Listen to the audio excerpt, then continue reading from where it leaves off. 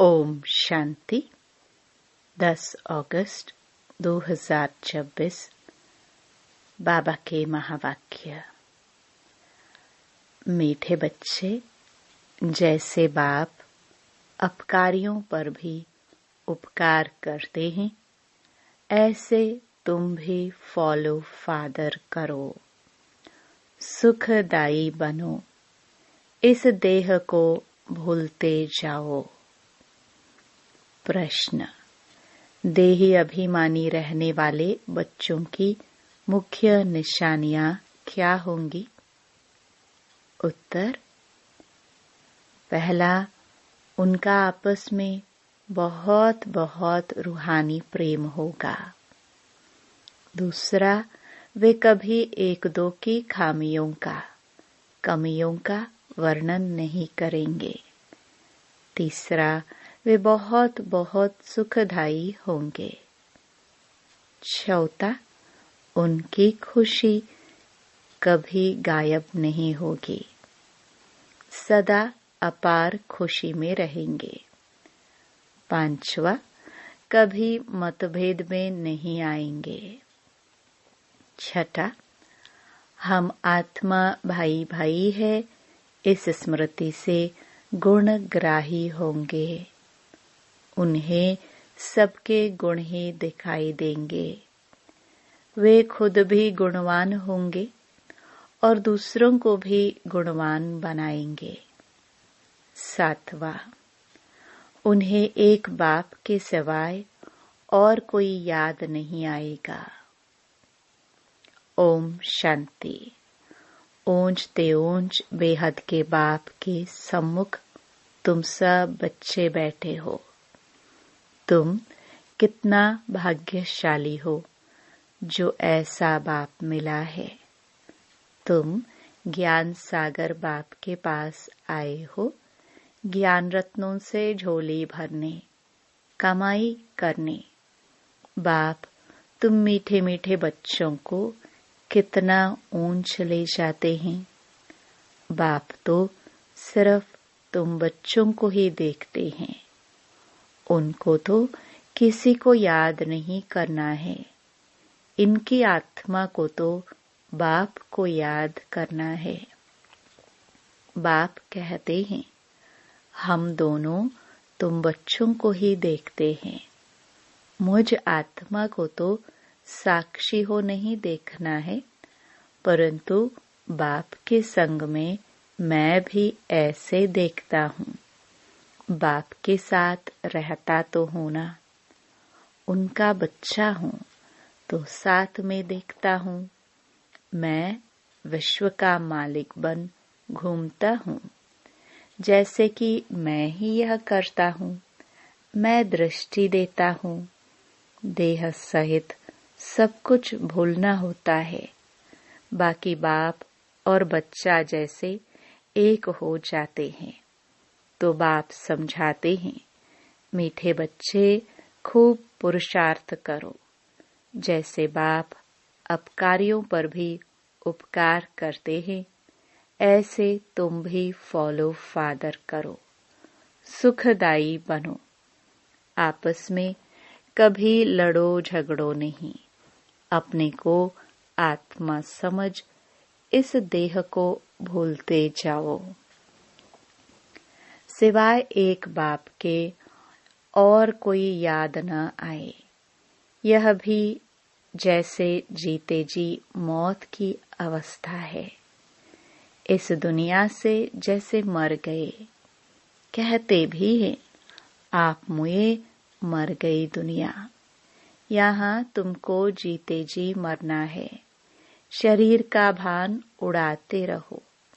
एकांत में बैठ अभ्यास करते रहो। सवेरे एकांत में बैठ अपने साथ बातें करो। बहुत उकीर उमंग से बाप को याद करो। बाबा, बस अभी हम आपकी गोद में आया कि आया। बस एक की याद में ही शरीर का अंत हो। इसको कहा जाता है एकांत। बाप को याद करते करते ये शरीर रूपी चमड़ी छूट जाएगी। तुम जानते हो यह पुरानी दुनिया, पुरानी देह खलास हो जानी है। बाकी पुरुषार्थ के लिए थोड़ा सा संगम का समय है। बच्चे पूछते हैं, बाबा यह पढ़ाई कब तक चलेगी? बाबा कहते, जब तक दैवी राजधानी स्थापन हो जाए तब तक सुनाते रहेंगे, फिर ट्रांसफर होंगे नई दुनिया में। यह पुराना शरीर है, कुछ न कुछ कर्म भोग भी चलता रहता है। इसमें बाबा मदद करे, यह उम्मीद नहीं रखनी चाहिए। देवाला निकला, बीमार हुआ, बाप कहेंगे यह तुम्हारा हिसाब किताब है। हाँ, फिर भी योग से आयु बढ़ेगी। अपनी मेहनत करो, कृपा मांगो नहीं। बाप को जितना याद करेंगे इसमें ही कल्याण है। जितना हो सके योग बल से काम लो। भक्ति मार्ग में गाते हैं, मुझे पलकों में छिपा लो। प्रिय चीज को नूरे रतन प्राण प्यारे कहते हैं। यह बाप तो बहुत प्रिय है, परंतु है गुप्त। इनके लिए लव ऐसा होना चाहिए जो बात मत पूछो। बच्चों को तो बाप अपनी पलकों में छिपाते ही हैं। पलके कोई यह आंखें नहीं, यह तो बुद्धि की बात है। मोस्ट बिलवड निराकार बाप हमें पढ़ा रहे हैं। वह ज्ञान का सागर, सुख का सागर, प्यार का सागर है। ऐसे मोस्ट बिलवड बाप के साथ कितना प्यार होना चाहिए। बच्चों की कितनी निष्काम सेवा करते हैं। तुम बच्चों को हीरे जैसा बनाते हैं। कितना मीठा बाबा है। कितना निरहंकारी बन तुम बच्चों की सेवा करते हैं। तो तुम बच्चों को भी इतने प्यार से सेवा करनी चाहिए। श्रीमत पर चलना चाहिए। कहाँ अपनी मत दिखाई तो तकदीर को लकीर लग जाएगी। तुम बच्चों का आपस में बहुत बहुत रूहानी प्रेम होना चाहिए, परंतु देह अभिमान में आने के कारण वह प्यार एक दो में नहीं रहता है। एक दो की खमियां ही निकालते रहते हैं। फलाना ऐसा है, वह यह करता है। तुम जब देही अभिमानी थे तो किसकी खामियां नहीं निकालते थे। आपस में बहुत प्यार था। अब फिर वही अवस्था धारण करनी है। पहले तुम कितने मीठे थे, फिर ऐसा मीठा सदा सुखदाई बनो। देह अभिमान में आने से दुखदाई बने तो तुम्हारी रूहानी खुशी गायब हो गई, लाइफ भी छोटी हो गई। अब फिर बाप आया है तुम्हें सतो प्रधान बनाकर सदा सुखदाई बनाने। तुम जितना बाप को याद करते रहेंगे उतना खामियां निकलती जाएंगी, मतभेद निकलता जाएगा। यह पक्का याद रहे, हम भाई भाई है। आत्मा भाई भाई को देखने से सदैव गुण ही दिखाई पड़ेंगे। सबको गुणवान बनाने की कोशिश करो। अवगुणों को छोड़ गुणों को धारण करो। कभी किसी की ग्लानि नहीं करो। कोई कोई में ऐसी खमियां हैं जो खुद भी समझ नहीं सकते हैं। वह तो अपने को बहुत अच्छा समझते हैं, परंतु खामी होने के कारण कहाँ न कहाँ उल्टा बोल निकल पड़ता है। सतो प्रधान अवस्था में यह बातें नहीं होती। अपने आप को देखो, हम कितने मीठे बने हैं। हमारा बाप के साथ कितना लव है। बाप से लव ऐसा हो जो एकदम चटका रहे। बाबा, आप हमको कितना ऊंच समझदार बनाते हो, स्वर्ग का मालिक बनाते हो। ऐसे अंदर में बाप की महिमा पर गदगद होना चाहिए। रूहानी खुशी में रहना चाहिए। गाते भी हैं, खुशी जैसी खुराक नहीं। बाप से मिलने की भी कितनी खुशी रहनी चाहिए। संगम पर ही तुम बच्चों को 21 जन्मों के लिए सदा खुशी में रहने की खुराक मिल जाती है। फिर कोई को किसी बात की चिंता नहीं रहती है। अभी कितनी चिंताएं हैं, इसलिए उसका असर शरीर पर भी आता है। तुमको तो कोई बात की चिंता नहीं। यह खुशी की खुराक तुम एक दो को खिलाते रहो। एक दो की यह जबरदस्त खातरी करनी है। ऐसी खातरी मनुष्य की कर नहीं सकते। तुम बाप की श्रीमत पर यह खातरी करते हो। खुश खैराफत भी यह है, किसको बाप का परिचय देना। यह ज्ञान और योग की फर्स्ट क्लास वंडरफुल खुराक है। यह खुराक एक ही रूहानी सर्जन द्वारा मिलती है। मन मना भव, मध्याजी भव, बस 2 वर्जन्स की यह खुराक है। मोस्ट बिलवड बाप से विश्व की बादशाही मिलती है। यह कोई कम बात थोड़ी है। यह 2 वचन ही नामी ग्रामी है। इन 2 वचनों से तुम एवर हेल्दी एवर वेल्दी बन जाते हो। तो तुम बच्चों को इन बातों का सिमरण कर हर्षित रहना चाहिए। Godly student life is the best. यह गायन भी अभी का है। जितना हो सके एक दो को यह रूहानी खुराक पहुंचाओ।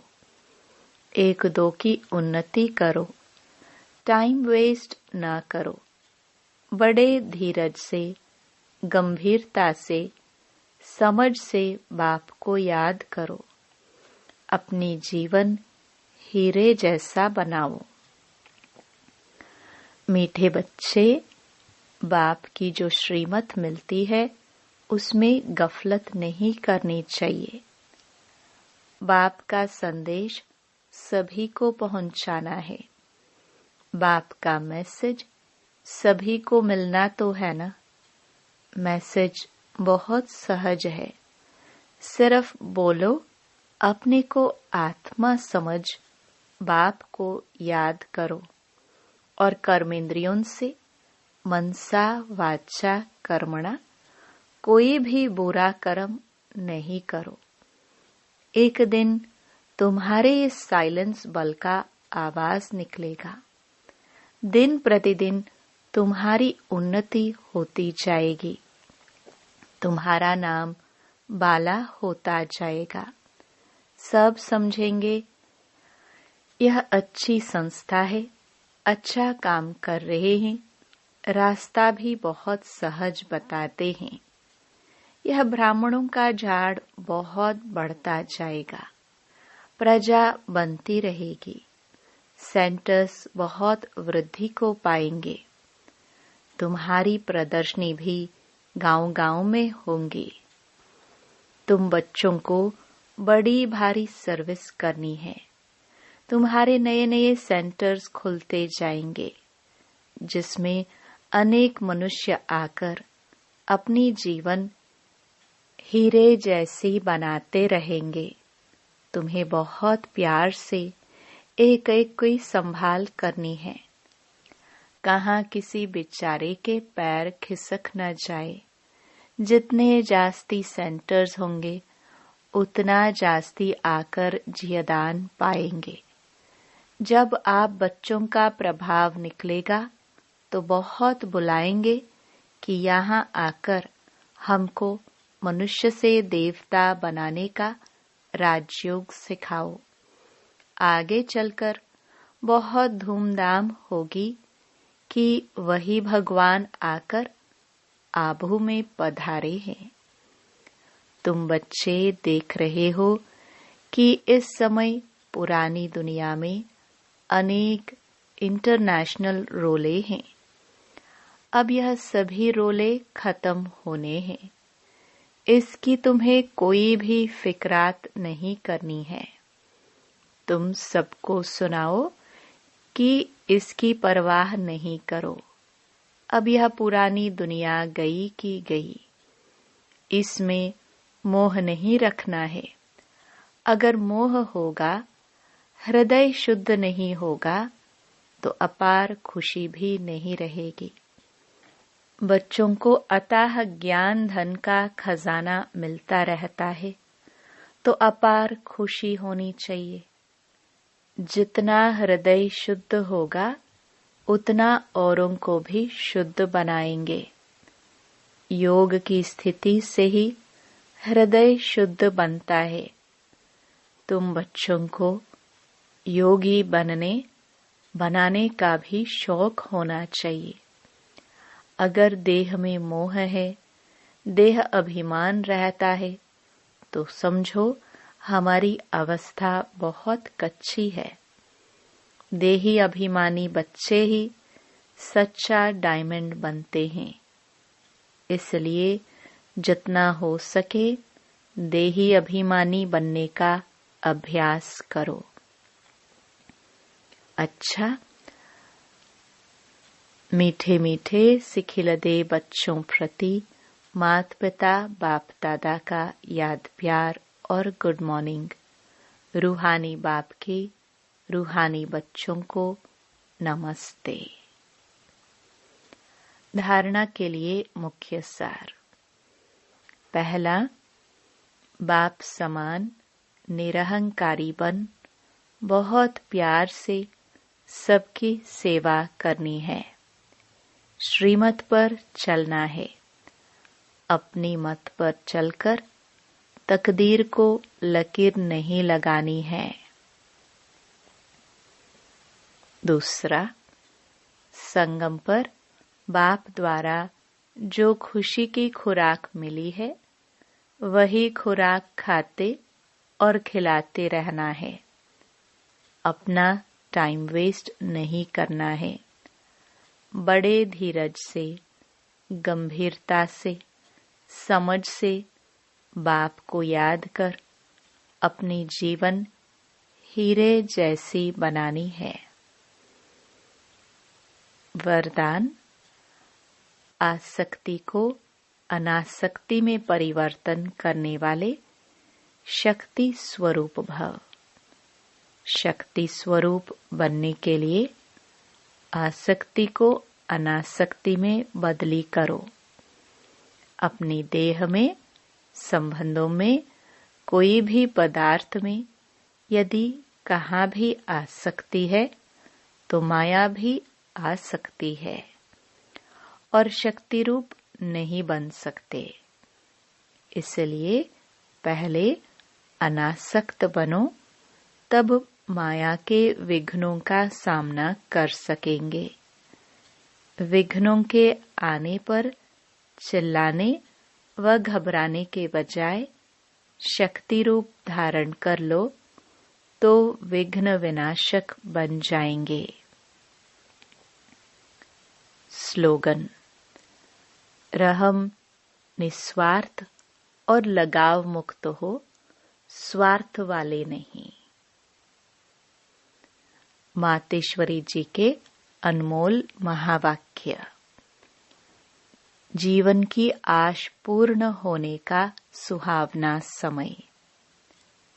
हम सभी आत्माओं की बहुत समय से यह आश थी कि जीवन में सदा सुख शांति मिले।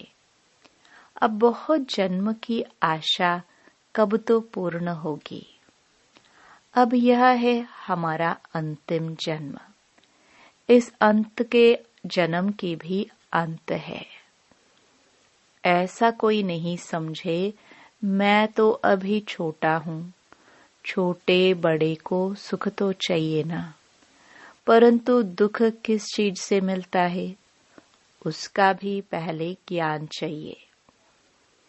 अब तुमको नॉलेज मिली है कि इन 5 विकारों में फंसने कारण यह जो कर्म बंधन बना हुआ है उनको परमात्मा की याद अग्नि से भस्म करना है।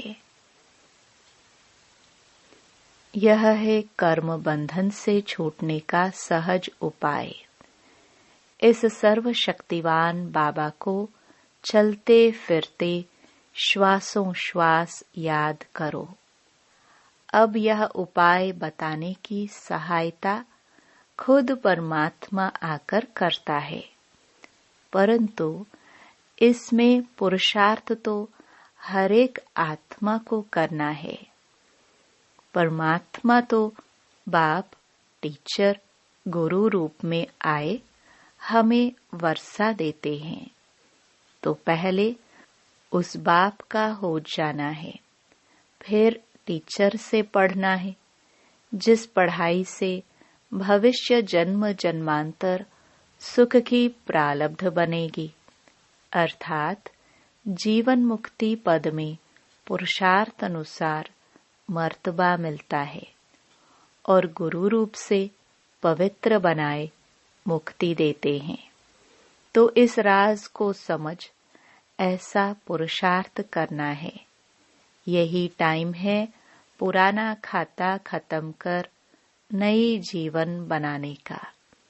इसी समय जितना पुरुषार्थ कर अपनी आत्मा को पवित्र बनाएंगे उतना ही शुद्ध रिकॉर्ड भरेगा, फिर सारा कल्प चलेगा। तो सारे कल्प का मदार इस समय की कमाई पर है। देखो, इस समय ही तुम्हें आदि मध्य अंत का ज्ञान मिलता है। हमको सुदेवता बनना है और अपनी चढ़ती कला है। फिर वहां जाके प्रालब्ध भोगेंगे। वहां देवताओं को बाद का पता नहीं पड़ता कि हम गिरेंगे। अगर यह पता होता तो सुख भोगना फिर गिरना है, तो गिरने की चिंता में सुख भी भोग नहीं सकेंगे।